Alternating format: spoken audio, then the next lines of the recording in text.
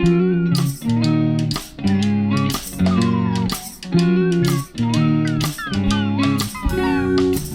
in a shockingly short amount of time, I binged watched the entire Game of Thrones TV show that's been released to date, and I've read the first couple books, but let's go ahead and just dive into a review of the TV show, because I have a lot to say on the matter, on what really works and what really doesn't. To get the negative out of the way first, they diverge from the books in some very strange ways in this show and make choices that seem kind of unnecessary, especially in the later seasons, and they seem to suddenly tone down and hold back on showing all this graphic content that is in the first few seasons and is just not as present in the later seasons. It basically just becomes a more muted version of what once was. Now, did that ruin the show? Not at all. It's still absolutely fabulous, even in the last season. Production values are incredible, acting is great, and the storyline and plot is wonderful despite some strange time inconsistencies. There's one thing that happens where I'm like, shouldn't that have taken 6 days? But apparently it took like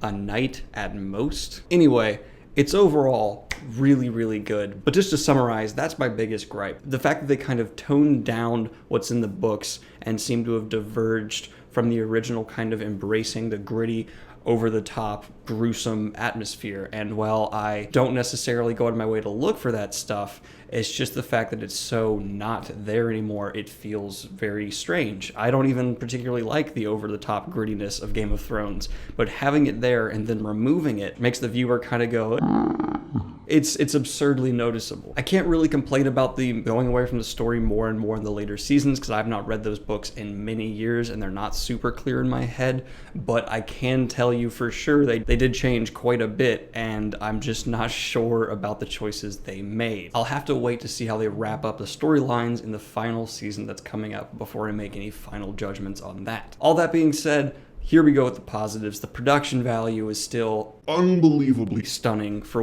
for a TV show. It's crazy that a TV show has this level of budget. It was a big deal just 10 years ago when somewhat decent CGI got into big budget TV shows. Now to see these massive scale CGI armies that look really good alongside these incredibly high value practical effects and wonderful camera work to make it all blend seamlessly really does stand out. And I think just for the spectacle of what is the Game of Thrones, the show is worth watching because it looks jaw-droppingly gorgeous. Every actor seems to really dive into their character, and whether or not they are a great actor at their core or not, you can tell they're at least doing a decent job of embodying who they're trying to go for.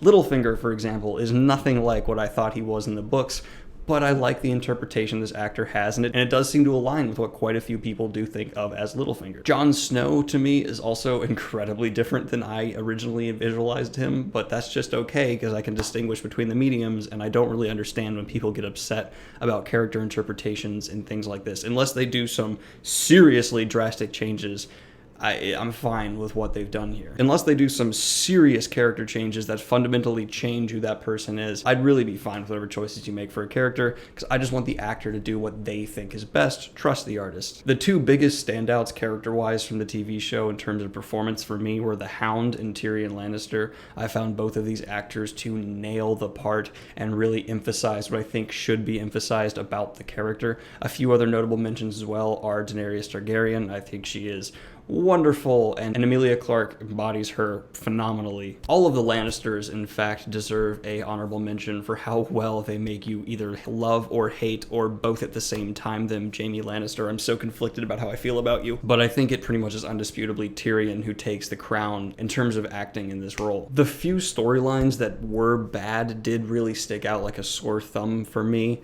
The whole Three-Eyed Raven, which I'm not going to get into for spoilers' sake, side story just kind of made me really question their execution of this and the choices they made. I don't remember it that clearly in the book, but I think they've changed quite a bit, and it really stuck out as something that just was beyond weird. In terms of establishing tone, the show is pretty consistently great, except for the overall look of the Night King. I think he looks weird. But aside from these little nitpicks, everything is really as good as people say it is. The spectacle that is Game of Thrones, the overall magnificent story, the ability to get you to love and hate characters is admirable. If you had come back in time 10 years ago and told me about this show and how good it was going to be, I would not have believed you. I would not have thought Game of Thrones would be possible for the small screen, but it really is indicative of the age of television we are in. Game of Thrones, in a lot of ways, is the crown jewel for this age of television. It's the pinnacle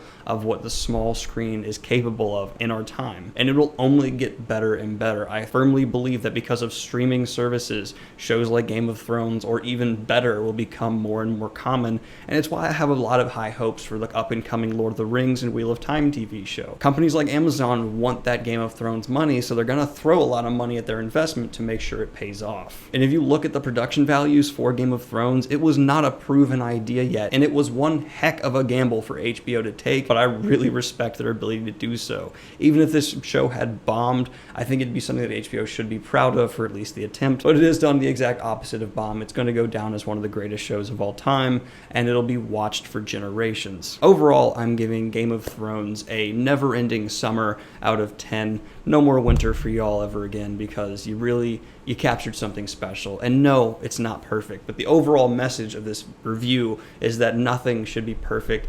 Don't make things perfect in your head before you go in to watch them, because that will ruin them for you. Tomorrow, my video will be going up extremely late because I will be doing a review of the Infinity War movie. I'm going to see it tomorrow night, and I'm going to have a review up as soon as I get back. It will be a spoiler-filled video. There are enough spoiler-free reviews out there, and this is going to be my thoughts on the actual plot points and character choices of Infinity War and whether or not my theories in the past have paid off. So do not watch it if you have not seen Infinity War yet, or if you just don't care about spoilers, go right ahead. Never understood people who don't care about spoilers. How does that not ruin the movie for you? I hope you guys are having a wonderful day. Let me know what you think of the Game of Thrones TV show in the comments down below, because that's a YouTuber way to get people to leave comments so I show up in the algorithm more. Yay! Let me know what videos you'd like to see next. The next versus I will be doing will be Kip Guile versus Adolin Colin. That'll be going up Friday, I believe, which I'm very excited for.